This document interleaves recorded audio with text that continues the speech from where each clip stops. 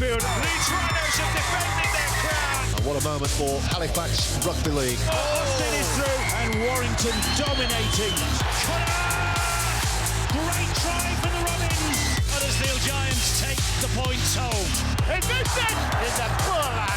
That is one sensational try. Look out with a drop goal. Leeds gather round in jubilation. It's hit the post. It's Wellesby. Wellesby might have got the try. St Helens are champions once again.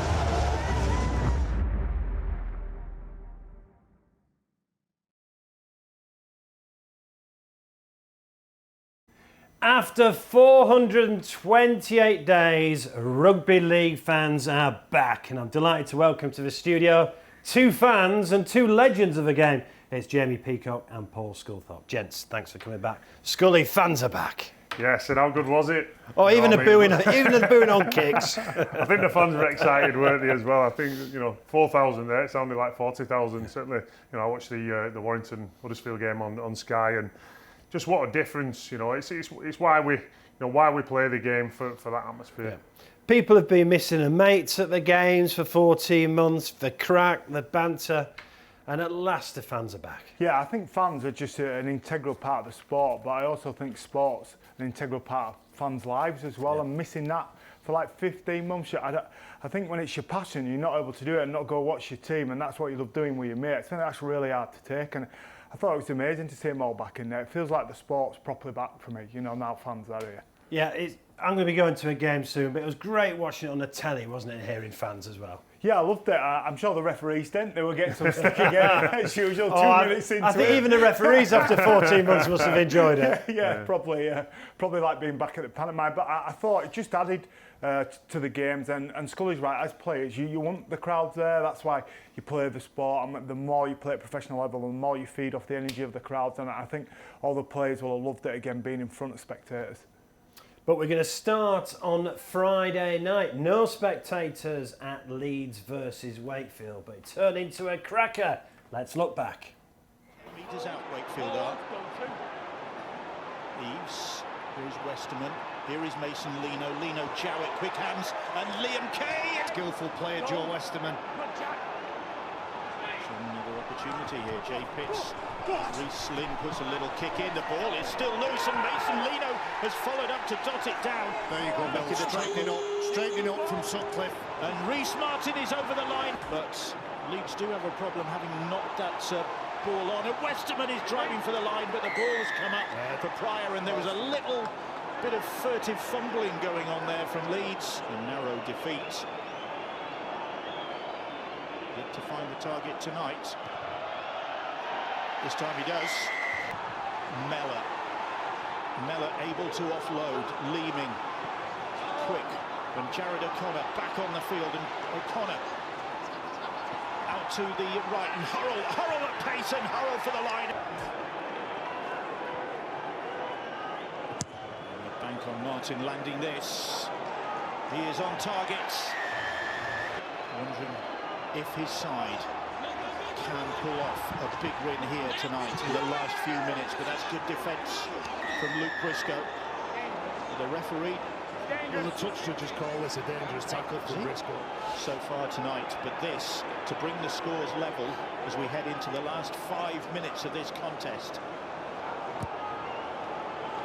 Lino on target. He's desperate for a quick play. The ball looked go. He's back this time, maybe.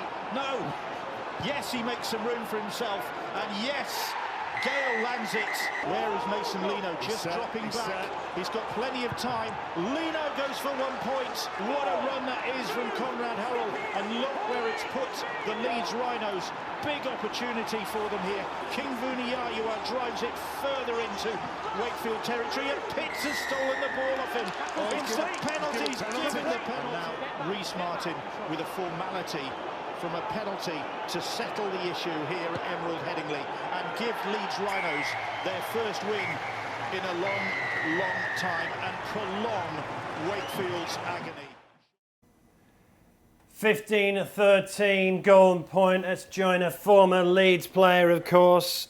how much needed was that? Yeah, it was needed, and I think you could see the pressure on both sides wanting to win that. I think it was a cracker, but it was an ugly cracker because of that pressure. For Leeds, I think they've just been close in a number of games. They only just got beat by Huddersfield. They put a lot of effort in when they've had players injured, and for them, I think that just releases a bit of pressure. They'll want to back it up with a win against Hull this week, and they get more of the big-name players back. And I think it's good to see the Rhinos win. Obviously, I'm delighted being an ex-Rhino, but there's some pressure on Wakefield as well. But I thought Wakefield looked like they were playing for the coach to me. I thought they defended. I think Wakefield have been unlucky. Yeah, I think so. Still, obviously searching for the first win, but yeah, I think they were. For me, that looked like a team who were committed and wanted to win and wanted to play for the coach, and I think that's a good sign for them. They'll start winning games.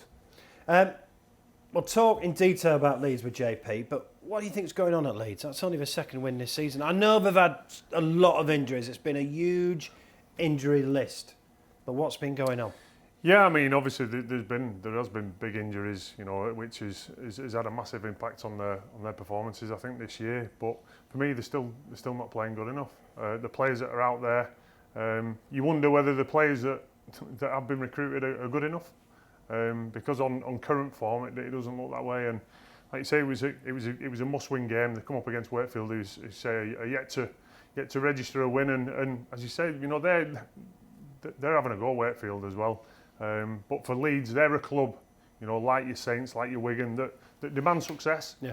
So where are Leeds at the moment then, JP? Yeah, I still feel they need some players back and they need to string some wins together. Being valiant losers is not good enough at the club, and they understand that. You know, putting effort in and coming close and losing might be all right at other clubs, but at Leeds you want to be up in and around the top four, and they need to start to pull I think a run of wins together if they're going to stay connected to the top 3 or 4 sides. And they've no excuses now with the players back, and I feel that they can go on a winning run now. Yeah, Luke Gale was back for this one. Yeah, he's a big player for them, and Zane Tetevana's a big name back for them. You know, Luke, who just says the head and the intelligence within the team, Zane Tetevana's the heart and the emotional leader. So those two together should get the most out of the team. Are you still confident Leeds can finish in the playoffs? Yeah, 100%. I think the thing that showed me last night is this league's really close. I think there's not much between all the sides. You know, Leeds went down to Huddersfield to a golden point, and Huddersfield have gone and beaten Warrington, and then Warrington have beaten Catalans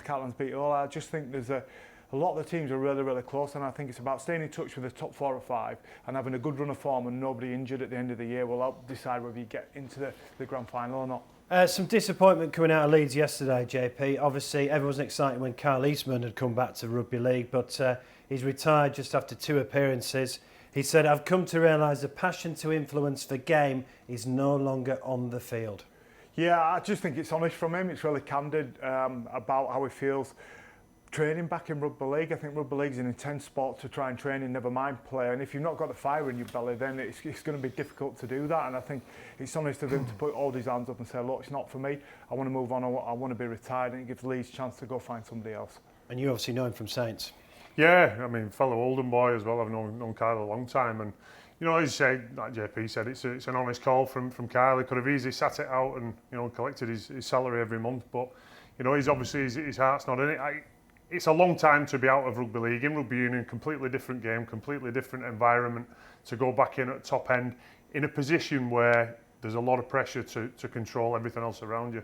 And it's obviously not there, and good on Carl for putting his hand up. Yeah, good luck to Carl, whatever he decides to do. Let's just talk about Wakefield. That was significant for Leeds, of course. Ended a run of 5 successive defeats. Where is Wakefield's first victory going to come from? I think they just have to keep faith a little bit with what they're doing. I think the effort and commitment is there. For me, they're not particularly good at building pressure. I think they make too many mistakes too easily, and I think that should be their focus as a group, is trying to play mistake-free rugby, build a little bit more pressure, but they've got to stay there with that effort and commitment. And like I said, I feel like they're playing for the coach, I think, watching them. Hull KR at home next. Normally, you'd expect a win there. Hull KR obviously pulled off that great win last night at Castleford. Yeah, it was a great comeback, wasn't it? 20 points to 12 down at half-time. And, you know, we've spoke about Hull KR. But these are games that Wakefield need to pinpoint and say, we've got to win now. Yeah, of course, you'll look at them bottom 4 or 5 teams, and I'm sure all the clubs are looking at each other and saying, these are the games we've got to win. You know, whether we're not going to compete at top end for playoffs, but we can't finish bottom. And I think this will be one of them games for both teams. So you said it, you don't think Wakefield are too far off, just need a bit of luck? I think at home as well, with the fans there, Wakefield's a difficult place to go and play. Let's put it politely. And I think even with 4,000 in, it would be difficult to go play. And I think for them, it's a good time to play OKR off the back of the win against Castleford. I think it'll be a great game because, like you say, Wakey are having a go. They're playing well. They just need to be that bit more clinical, as JP said then, on the finer detail of the game. But coming up against the OKR side, who will be the cock a hoop, won't they, after that win against Castleford, and they've been playing well. They love to throw the ball about and express themselves. So I think it'd be quite an entertaining game. Yeah, it's one.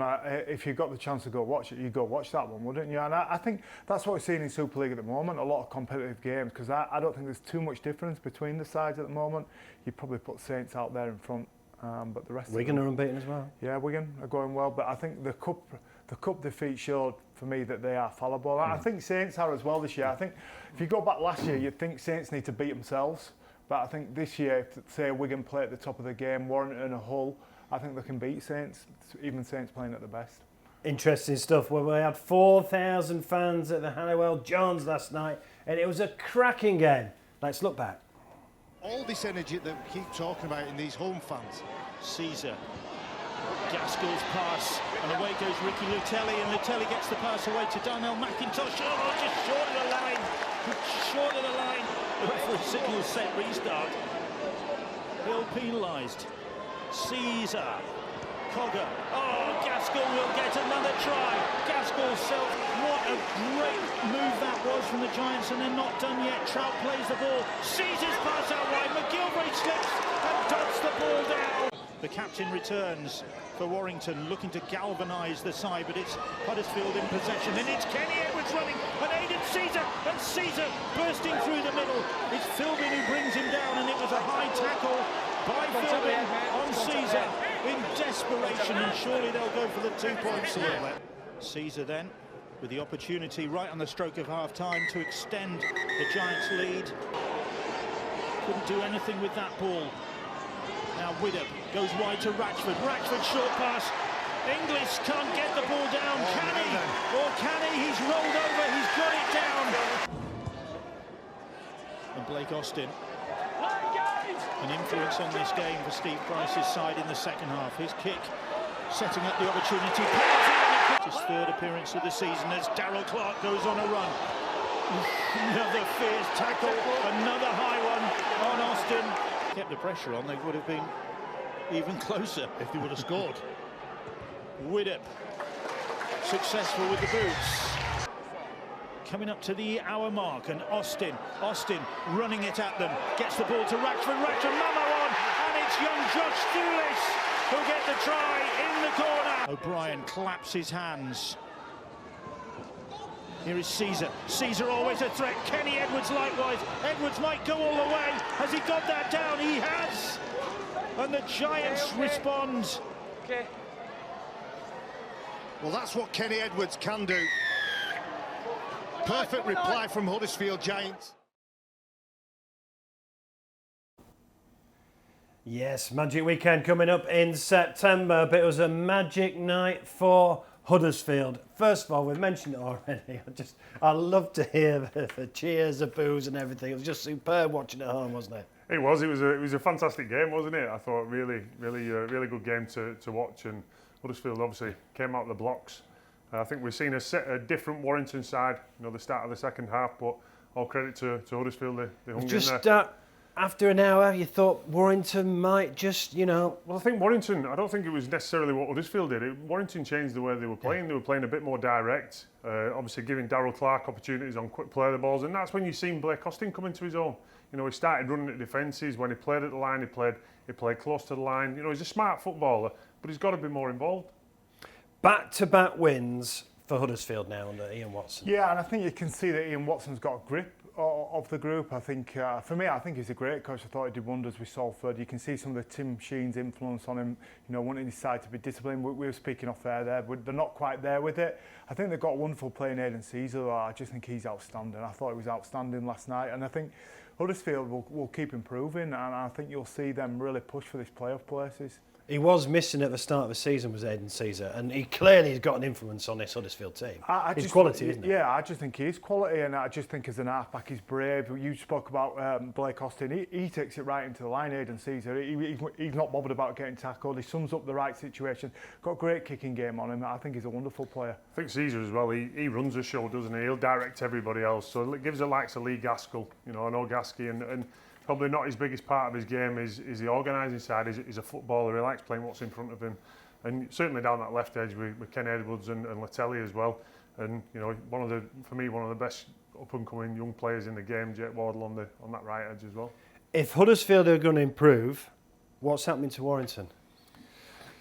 They're just so inconsistent, aren't they? And they prove at times they can do it. When they're not on the front foot. Because we know changes are coming. We know Steve Price is going. Yeah, I mean, I don't know whether it's been the recruitment of the players and how they all fit together. I think we've seen a difference in the Warrington side when Steph Ratchford was more involved. Steph's he's a smart player, but then you've got, how many ball players do you want? There's people that have got to play direct, and at times they looked like they didn't know what they wanted to do on the field, and that was mentioned in commentary on Sky yesterday. I thought as well, like this Warrington have just too many. Historically over the years, have too many soft performances in them, and that first 40 minutes was soft. I thought Huddersfield ran harder and tackled harder in that first 40 minutes and got out in front. And we always know with the quality of players, Warrington are going to be in and around the top three. But when you're playing in playoff games, finals, it cranks up a little bit. And it's about whether they can go on and live with that. Are they prepared to, pay the price and win the games? Because it's only one game, but it's got to be a huge disappointment. I mean, first time home fans back 4,000. Yeah. And you put in a first half like that? Yeah, it was. The first half was woeful. I mean, they showed some spirit to come back in the second half, but you'd expect that from a side that's littered with stars, right? And they didn't manage to do it in the end, so it's like a good effort, valiant loser. But you see that too many times from them. I think a lot of that with Warrington as well is choice driven as well. JP said it then. Run harder, tackle harder than the opposition. And when Warrington did that start of that second half, they were a completely different side. But why not do that at the beginning of the first half? Certainly in your first home game back in front of all your fans, that should be an incentive to absolutely fly out the blocks. Yeah, I'd have been frothing at the mouth, like for being the dressing room before. Well, you are now, and you don't even play. Disappointing night for Warrington. Now, we've been speaking a lot about the return of fans, but we had 4 away victories last night with the return of fans. So well done to Hull KR. They beat Castleford 26-22. This was a surprise for me. I just thought Hull were beginning to go in the right direction. Hull, Catalan, we all know Catalan can chuck in a great performance, but that surprised me, that one last night. I tipped this one because I thought the semi-final, the quarter-final win for Hull against Wigan took a lot emotionally out of them, I think. I think they're really tipped into that, and I think Catalan's probably sensed it. If you look at the teams that lost, they're generally the teams that won in the quarter-finals, apart from Saints, who played Salford. Yeah, interesting. Wigan won at Lee. Lee still searching for her first victory. Saints nil-in Salford. What can you say about Saints at the moment then, Scully? Yeah, well, it's by the sounds of it. Obviously, I didn't see the game, but it sounds like a pretty clinical performance. The big one there that I think Christian Wolf will be looking at is that big fat 0 for Salford is the defence. And it's obviously it was a close first. I think it was 6-0 at half time. They won Alex Walmsley's try, but obviously the Saints have come out of the blocks. They've started well. Theo Fai's try on 43 minutes and then just blown Salford away. I'm not going to ask you this question because you'll just say yes, but are Saints just a level above from everyone else? Were Wigan just behind and then the chasing pack? I think they are. Saints' top game is better than anybody else's top game in the competition, but I think they've been a little bit stuttery by their own standards, but you can tell they're a great side because they keep winning games and they keep managing. They can win ugly and they can win tough like they did last night, 6-0 up, win 28-0 up. And then the week before in the Challenge Cup, they had to battle against Huddersfield, didn't they? What was it, 23-18? Yeah, there's some grit in that side, and I think you can see that Justin Wolfe, he favours defence, that I think their defence is outstanding. Their attack at times I think can be clunky, but they've got kind of wonderful player in Johnny Lomax who's just running everything, and I think he's just class. I think they are beatable. I think they're more beatable this year than there was the year before. Yeah, I think I agree with JP there. And they've had a few rocky performances in the past few weeks, but winning. A class and that's side what good finds teams a do, way isn't it? Not particularly good and win again. I think when Saints have come unstuck in previous years in big games, I think it's where teams have really got in the face and stopped that roll on. When Saints get momentum on you, it's a difficult animal to stop, isn't it? It's certainly when you've got the likes of Roby jumping from dummy half, Johnny Lomax playing on the front foot, it's difficult to stop. But you get off that defensive line and get in the faces of Alex Walmsley and co, and it gives Saints something to think about. Well, as we said, fans are back, and there was 2 games in a championship last night, and we sent Lewis to see how the fans of Swinton were enjoying the return to their stadium. I'm Dave. I've been watching Swinton 1950 something, but I've never missed an home game since 1966. Till all this lockdown started, I missed 2 or 3 games. So.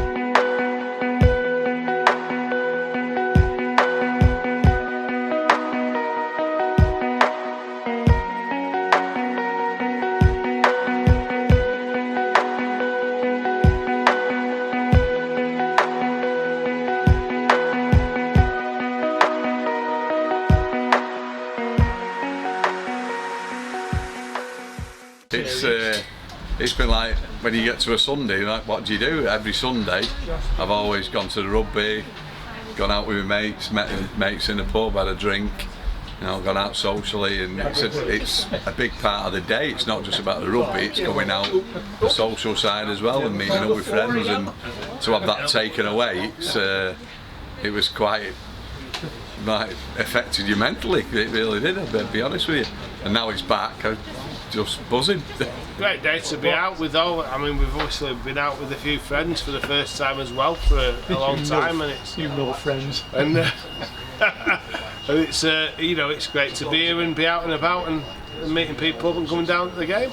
I am going to enjoy today. Like I say, back with friends again, so which a couple of lads I've not seen for a long time. It was like, we're all like kids at Christmas. It was like meeting in the pub and all chatting.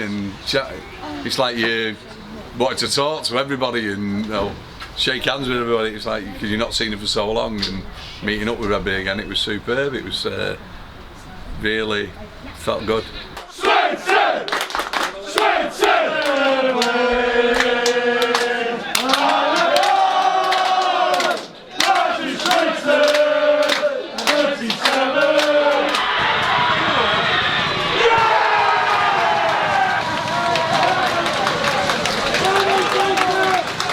It was all right until just before kick-off when everybody started coming in.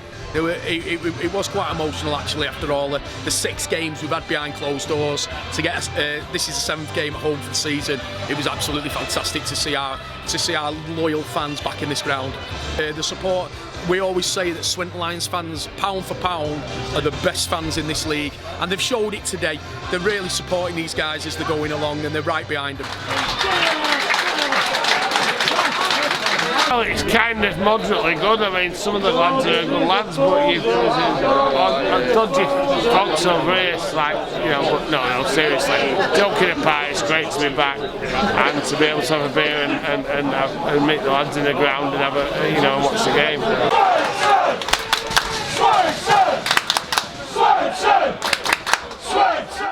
And unfortunately for Swinton, it finished Swinton 18, Dewsbury 20. Swinton still searching for their first win this season. But we heard it there, not missed a home game since 1966. That is what rugby league is about for so many people, isn't it? Yeah, it's about the community, right? I think that's our number one thing as a sport is how embedded we are in the community and how much we mean to people in and around the stadium, and to have that level of dedication. It's just incredible. Great to see him back again. Yep, and the pubs never stayed in the place, won't they? That guy won't remember, the last guy won't remember his interview tomorrow, will he? No, isn't it? And it's a big part of, like you said, the social side for the fans. It's where they meet mates and whatever, and the passion for the game, and that's what our game's all about. And Featherstone also played last night. They beat Oldham 68-0. So far in the Championship, Featherstone had to lose are both unbeaten. And JP, I think at the start of the season, we said it was going to be Featherstone and Toulouse fighting it out in the Championship. Yeah, and I think either side will bring something completely different to Super League, but I think they bring something positive within there. You know, Featherstone, a real traditional side, Toulouse, they give us that element of another team in France, strengthening the French game. So I think that's going to be an incredible game. That'd be great to see if that's maybe on Sky or on TV somewhere. Let's talk through the weekend's fixtures to come. On Saturday, we have Salford versus Wigan. Wigan unbeaten. Salford just 1-1 against Leeds. Salford need to get something on the board. This is going to be tough against Wigan at home, though. Yeah, I can't see it. I think we're going to win this. I think, you know, Wigan have a larger squad than Salford. It's a 6-day turnaround, but they've had the Challenge Cup the week before, so I'm afraid Salford are not going to win this one. Wigan for me. A big one for Warrington at home again on Saturday. They play Castleford. That's who Warrington lost to in the first game of the season. And of course, Cass got beat at home as well this week. So yeah, I think Warrington, Cass, big game. Two teams who were desperate to bounce back with the performance out there and a win. Obviously, both disappointed on Monday's results. And then Catalan Saints. So a proper test for the Saints. Yeah, and I think that'll be a cracking game. Obviously, Catalan coming off a great win against Hull, and Saints top of the league, you know, undefeated. And I just think there's a lot of talent on show there, and you know, I think it'll be a fantastic game. An unbiased opinion, Catalan Saints. I think that's the acid test, isn't it, for Catalans? If Catalans are serious about getting to the grand final this year, then they should beat Saints at home. Because we've said for years, haven't they, they've been too inconsistent. Yeah, exactly. But some of the players you're looking in their squad, they're not inconsistent players. You know, like Sam Tompkins and James Maloney, they're top-end players. Top-end players play well every week. It's about the players in and around them. Can they deliver an 8 out of 10 performance this week? I'm going for a Catalans win this week. I love the Saints side, but I think Catalans are going to win. It's a big ask anyway, travelling down to Catalan, certainly with the current protocols as well. You know, it's a big old day for Saints. So, you know, if you're ever going to beat somebody and challenge, you know, to be one of the top teams in Super League, which Catalan are, then this is a game that they've got a good chance of winning. We're lucky enough to have two greats of a game in the studio, but we're going to feature some greats of the game throughout the season. This week, it's Sean Long.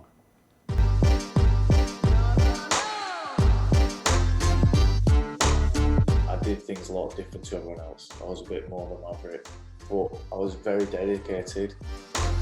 As a kid, I used to want to play for Wigan, but I think I was a bit held back at Wigan when I was there, because I was quite a maverick who would just come up with the plays, and if he didn't come off, I got kind of told off a little bit off the coaching staff and the hierarchy of players. And Wigan sold me for 80,000, I think it was, plus me for a protocol answer.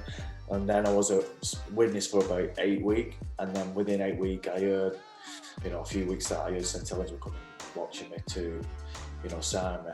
So he put a bit more effort in when St Helens are coming watching you. So yeah, I must have done okay, and you know, I signed for St Helens, and I just loved the atmosphere. There was no pecking order, you know. You did have to earn your stripes, but they were a good set of lads. 99, I was having a really good season and popped my AC on my shoulder, and they said your season's done, you go away. So I went on holiday with my mates, and I come back, and after a couple of weeks, my AC was like grade 3, he's still out now, and he said to me, like, your season's done. But when I come back off holiday, I felt good. So I went to Ellery Hanley, who's the coach at the time, went, well, we've got Castleford in the semi-final. I'll put you on the bench, see how it's going. So we was losing, and he brought me off the bench in the second half. I scored 2 tries, and then he brought me back off. We got to the grand final. I played Bradford, and again I started on the bench because he wanted to take the fizz out of the game. So I came off the bench, kicked a goal. We set up a try, we scored in the corner, and I kicked one from the sideline to win the game. 8-6 against Bradford. One of my favourites as well is 2002, the drop goal in the last minute against Bradford.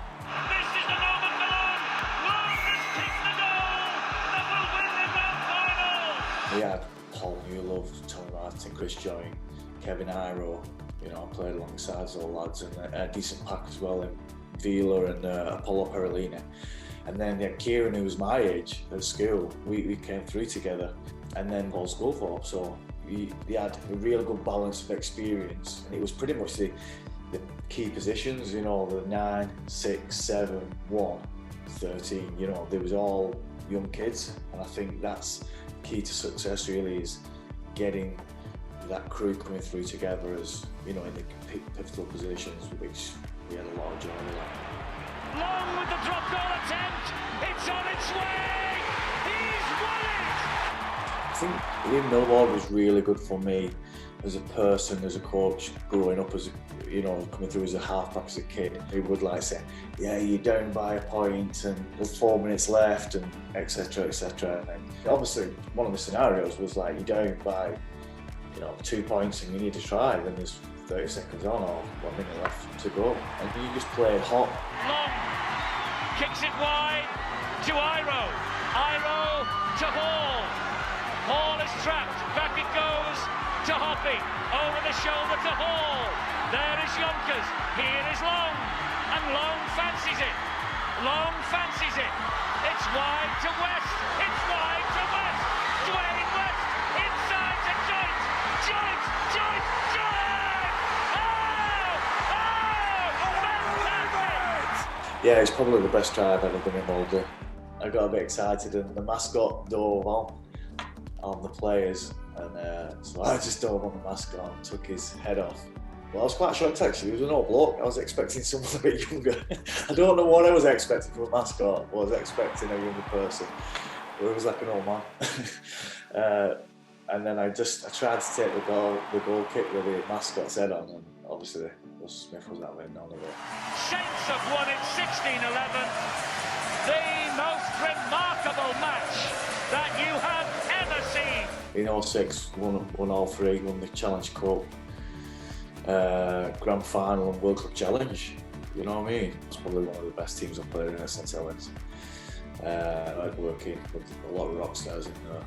But I think Daniel Anderson, to manage that team, I think he's probably my best coach. I had some good success for my country. And I've had some good success in the Challenge Cup as well. I've won 5 Challenge Cups, 3 Lance Todds, and breaking the record, which held for so long. I think Martin Afai held it for 2, and Andy Gregory, and I got 3, which was very fortunate for me. But you know, I've been very fortunate to play in some good teams at St Helens and win some decent trophies, so quite proud of my achievements. And we'll have plenty more throughout the season. Right, how good was he? Mate, he was special. Brought by some great memories, that, and I think we started the show with Longy saying he does things different, and he always did do things different. But what a player! You've just got to look at the highlight reel there of some of the big game moments that he come up with. You know, he was a big game player, and that's where your best players play. Yeah, I thought he was outstanding. He was a maverick for sure, and I think if you probably look at the best out-and-out halfbacks in Super League, I think him and Danny Maguire are the 2 best out-and-out halfbacks that the competition has produced in 30 years. Completely different, but I love playing with him at Great Britain. I think his finest performance for Great Britain was his 2006 test in Sydney. He just ran that game, and it was the reason why we won that game.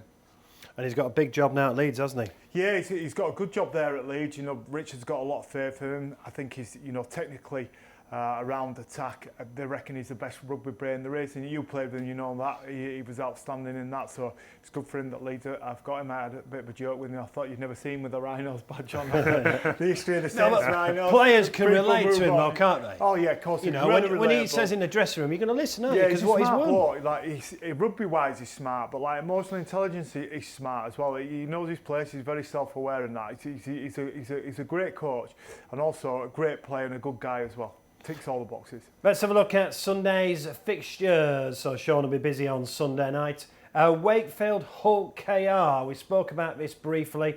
This is 3 o'clock on Sunday. Scully, Wakefield searching for a first win. This is the kind of game they've got to win. It is, yeah, and as we said before, you know, being at home in front of 4,000 Wakey fans, you know, it's a tough place to go. It is a game that they will pencil that they must win. So I'm going to go for a Wakey win. And also at 3 o'clock, Lee Huddersfield. I think Lee have just hit a Huddersfield side who've hit a bit of form. 2 on the bounce in the Super League, and obviously they've got a real boost from that victory over Warrington last night. Yeah, 100%. I think Leeds will be difficult to play against at home with crowds there. It's an intimidating place to go, I think, for players. And I think the Leeds side will raise in terms of performance, but Huddersfield are just too good at the moment. And 7:30 on Sky on Sunday night, Leeds versus Hull. Hull just had their second defeat of the season at home to Catalan. Leeds obviously stopped the rot with that win over Wakefield. I know there's still plenty of rugby to be played, but this feels quite significant on Sunday night, Leeds versus Hull. Yeah, it's huge for the club. Back at home, back at the stadium, 4,000 people in there. I think the fans have been patient in terms of effort and commitment from the players, but you want to see that effort and commitment turn it into wins, and they're going to have to aim up there because the fans at Edinburgh are knowledgeable. They understand, when a team putting effort in and when they should win, and it's a big challenge for them. It's going to be a big day. Pressure's on. Yeah, the pressure's on, and I think pressure's on Hull as well. Hull will want to win if they're serious. They're mid-table again now. We hear all this noise about how good they're going to be this year, so I think it's big for both sides. It's great that we've got lots of games where lots of teams have got pressure on them. I think the challenge for Hull is being consistently good. They've got to do it week in, week out if they're going to challenge for silverware. We know on paper, they've got a quality of squad, and we've seen them perform, but they've got to do it week in, week out. Right, it is time for Try of the Week. Hello and welcome to the Our League Try of the Week. I'm Dave Woods. Let's have a look at this week's contenders. Our first try this week comes from the game involving Workington, and this is Brad Holroyd. Brilliant footwork and then the pace to get round the fullback to go the distance. That's going to live long in the memory, that individual effort. Super stuff to start us off with. Leeds might not be running on full throttle at this stage of the season, but here's a glimpse of what they can do when the mood takes them. Keeping the ball alive, switching across from left to right. O'Connor instrumental here in keeping that alive, and when it comes to Conrad Hurrell, well, there's simply no stopping him at that size and pace. Mikey Lewis is on loan at York, and here he is showing a bit of Super League class against Widnes. Look at the chip and the chase. The impishness of that deserves a try. Leeds were big winners in their matchup against Wakefield, and here's one of their most eye-catching tries. Fran Goldthorpe somehow picking a path all the way to the try line. Try 5 set up one of the most eye-catching results of the weekend. Jordan Abdul late in the game for Hull KR against Castleford, refusing to let opportunity go by. A push and a shove, and over he goes for a match winner. And our final try this week, Theo Farge, of course, was once a Salford hero, and it's his old side that look like they are favourites to score from this position, but the kick through is diffused by Farge, and keep your eye on the little Frenchman because he gets involved again here as St Helens launch the counter-attack. Here he is, Farge all the way to the line, and you know what to do, get voting for your favourites.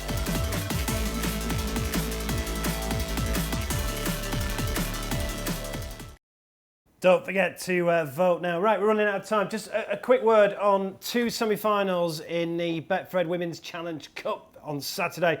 York versus Castleford, St Helens versus Leeds. They're available to watch on the red button and the BBC Sports website. It's great that the women's game is getting the spotlight it deserves as well. Yeah, it's huge, and leading into the World Cup, I think it's fantastic that some of the women will become more household names, certainly within the rugby league crowd, and then when we get to the World Cup on the big stage, hopefully someone can go on and become household names within the country.